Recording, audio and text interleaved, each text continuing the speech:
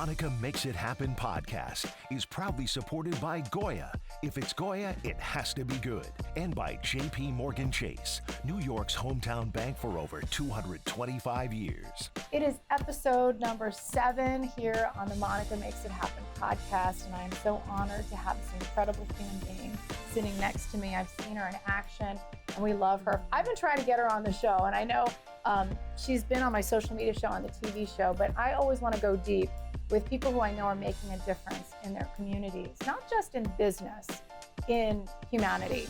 And Meiling Macias-Toro is here.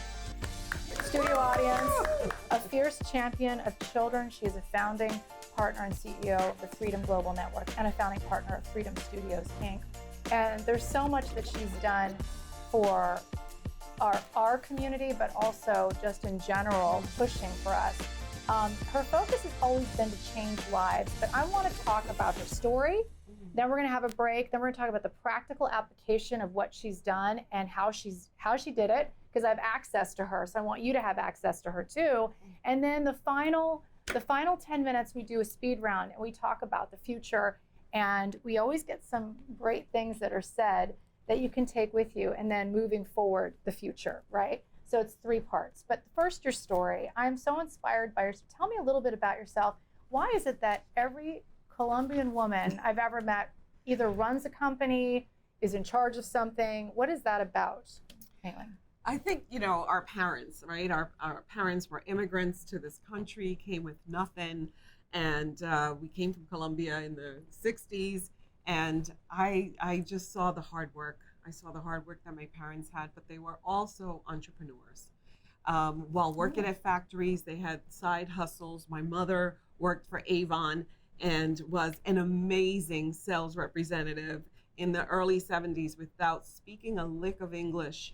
My mom earned her President's Club membership, which is very exclusive amongst the Avon representatives. And I have to say that that's one of the proudest moments I've seen my mother, go through in such a early stage in her career and life. I say career because she was forever a saleswoman. And then my dad, working in the factory, also started driving a livery cab, then asked me to go in with him to buy yellow medallions.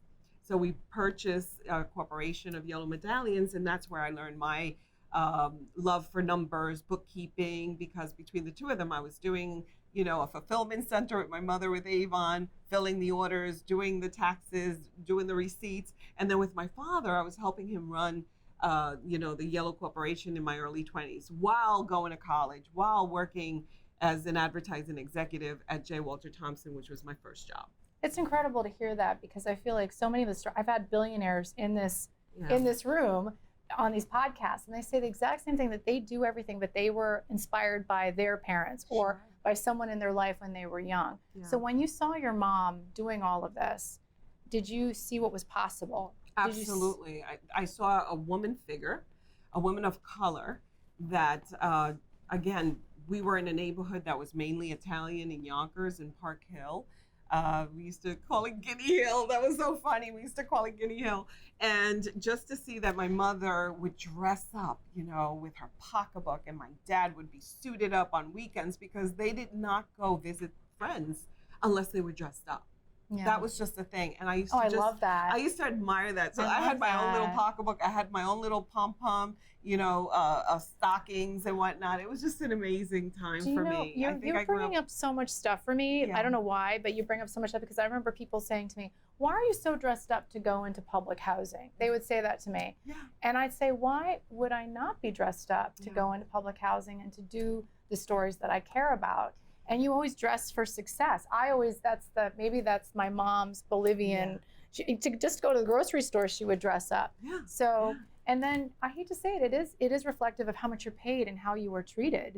Is how you treat yourself on the outside. Yeah, of course, it's an inside job. Yeah. But talking about your education, New York Institute of Technology, you're a media mogul. You're a media executive.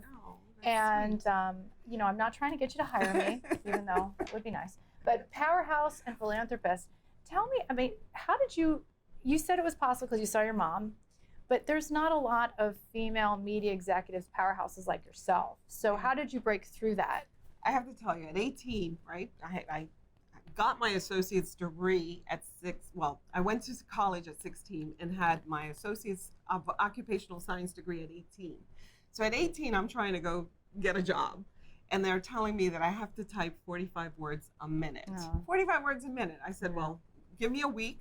I taught myself to type. I taught myself to type 45 words a minute. I got one wrong.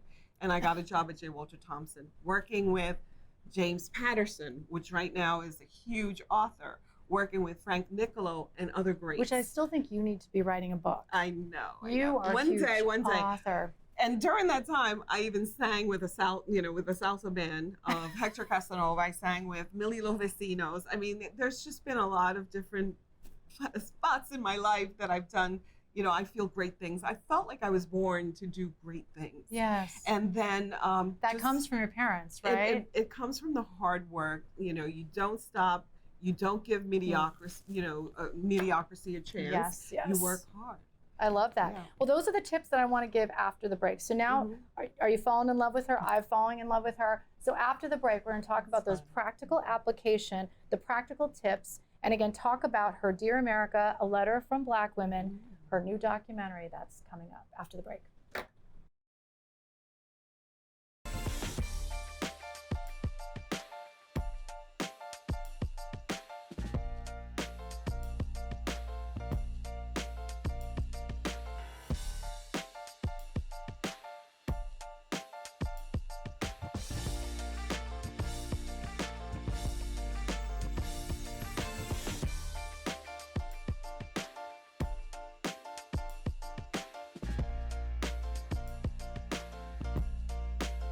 All right, we're back. Such a powerful documentary. Dear America, A Letter from Black Women. You, again, have this incredible story. Is that why you're so driven to give stories of women, Black and brown women, the attention they deserve? Well, we have created with my partner, Julia, Freedom Studios. After having a great experience working together, we had done another powerful women's story titled Big Deals in Fancy Heels. It was a real estate show. I mean, it is a real estate show. Why didn't anyone call me? It hasn't been sold yet, but it's a real estate show that we did through staging, the financing, and wanting to show women all the different phases that it takes to sell them. Big deals in fancy heels. I love it. And this is, when the $1 Million, show was out and all these other shows. But anyway, it was fabulous. We started the company, Freedom Studios, and we wanted to now really look at social cause related content. Yes. Things that would, like stories that would make a difference and thought provoking. That's what people want to see. And they don't want to see anything else anymore. We want to see I don't want to see anything else anymore. That represent us. Yes. We want to see stories that help the community. And, yes. And that's why you have your show. Yes. You want to help the community, yes. right? We're on the same mission. We're on the same mission. I'm attracting the same people. And Freedom Global Network has similar mission. So we wanted to also see how we can help our home countries like Honduras, where my partner's from, like Colombia, and through connectivity. Bolivia. Let's do Bolivia. And even Bolivia. Yeah. So we know that through education, we can get to the masses. Mm-hmm. And how? Through devices. So Freedom Global Network is a technology company that we're working to build these connectivity models that will connect education with what are these kids holding most of the time? Yeah. A phone. That's it. That's all they're looking at. You have to yank it from them to get their attention. Ruralist country. You could go, area and find people with devices. Mantra in business. What's your mantra? Do you have like a slogan? For me, it's always like never, ever, ever give up. I think that was Churchill. Absolutely. Do you have like a mantra that that works for you? Yes. Finish what you start. Ooh, that's deep. That's. So you mean finish everything that you start? Finish everything that you start. I can't sleep if I don't finish what I start. My partner will tell you. You're lucky because some of us are procrastinators and then you're stressed out, right? But and then you're like, why didn't I do the work? Why didn't I just do it and send the email or whatever it is? What's next for you? Continuing to tell stories. I worked in advertising for so many years, and I felt that, we were pushing brands and products, which, of course we need them to every continue brand, everything that we do. McDonald's Well, I want to tease this for after the break. Will you tell us about your big encounters with celebrities. I mean, she's worked with every celebrity, and Absolutely. right? Should we tease who they are just before we go to the break? Someone that sung salsa, the salsa We queen. know who that is. And then Eva Longoria. Can you talk a little bit about her too? Okay, that's after the break.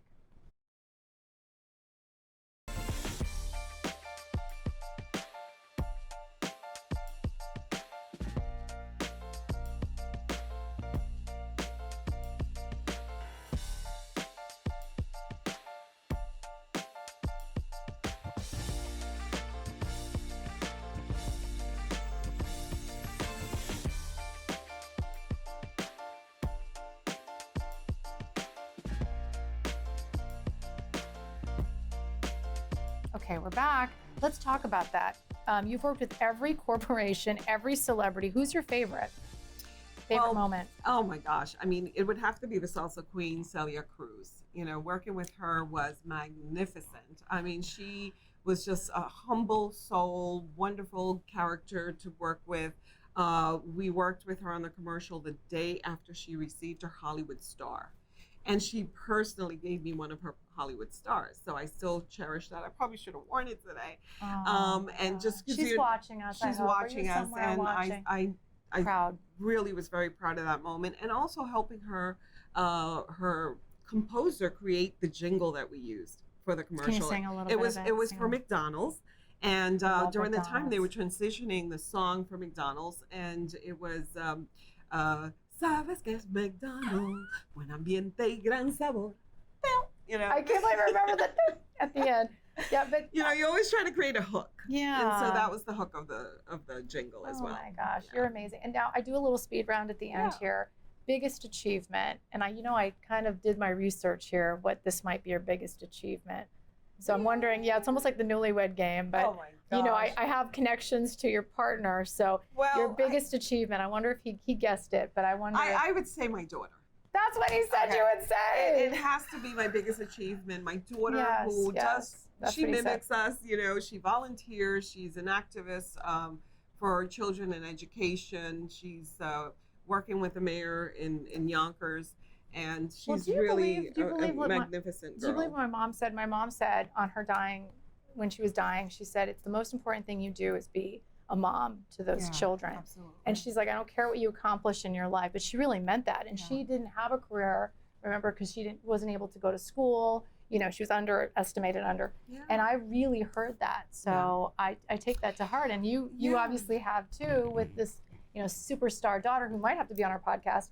But what's your biggest regret? I always have to ask. Is there a regret? I just want to finish my achievements. Yes, of course. The two boys that we've mentored throughout, over you a mentored decade with Goya Cares. My husband and I have been going to the Dominican Republic, and these two boys that we've mentored, Johan, Simone Robert, who is now with the Toronto Blue Jays, in the team, in the rookies, in the academy, training to be a left-hand pitcher. He's another big achievement of ours. And David, Robert, and Charles, and he for us is just a soul that we love, and he's finishing high school in Niños de Cristos in the organization, in the foundation. Yeah. And in terms of your next question, I'm stunned after what you just said, but but that's amazing. So those three children for us, they're our heart and soul. Yeah, I even get emotional thinking about them. Yeah. The biggest regret would be not adopting, David at a younger age, because, we may have had him here by now.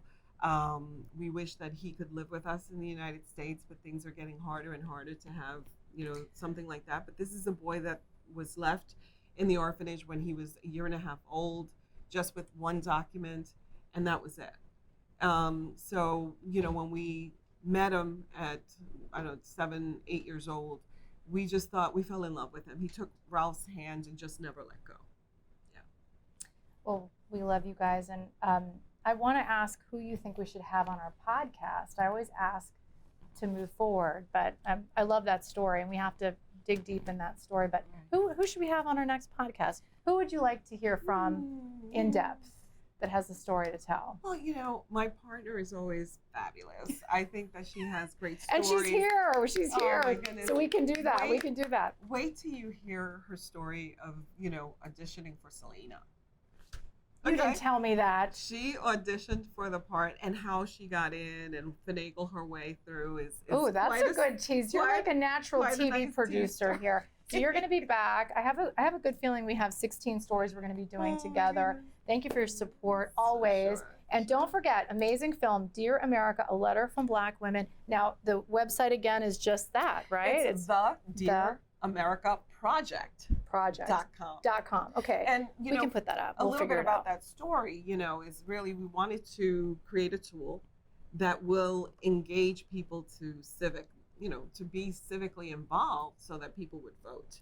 And telling the story of Black women just was something that we could not miss, especially last year. Well, I love what you say about how people want social action, positive social change. Absolutely. We love stories, that's a given, but we want something to happen, and that's why you are one of our community champions. So make sure to watch, again, always at 5:45, 6:45 at Pix 11, and she is going to be on our next TV show and social media show, so make sure you watch. Thank you so much for everything that you do. You're incredible. We're making it happen together. See you next time. Thank you for having me here.